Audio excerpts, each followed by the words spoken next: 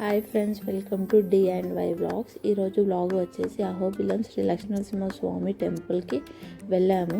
Temple చాలా బాగుంది. Temple చాలా పీస్ఫుల్గా ఉంది. కొండల మధ్య నుండి వాటర్ పారుతూ అద్భుతంగా ఉంది.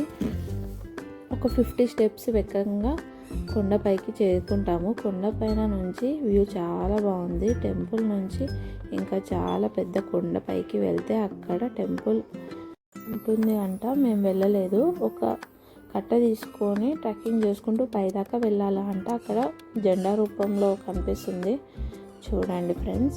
ఇంకా ముసలి వాళ్ళు పైకి ఎక్కలేని వాళ్ళకు కూడా చైర్స్ అవైలబుల్గా ఉన్నాయి, పైకి మోసుకు వెళ్ళే చైర్స్. ఈ టెంపుల్లో లక్ష్మీనరసింహస్వామి 4వ అవతారంలో కనిపిస్తాడు. ఈ టెంపుల్లో లక్ష్మీనరసింహస్వామి స్వయంభుగా వెలిశాడు.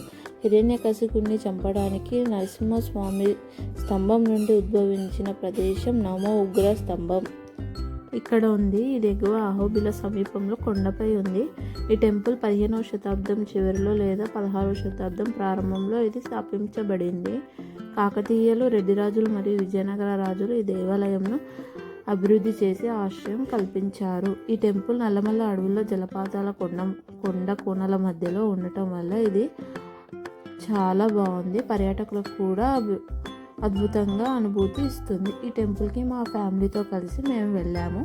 Visit once. మా వీడియో కనుక మీకు నచ్చినట్టయితే లైక్, షేర్, కామెంట్ అంటూ DIY వ్లాగ్స్. Bye bye.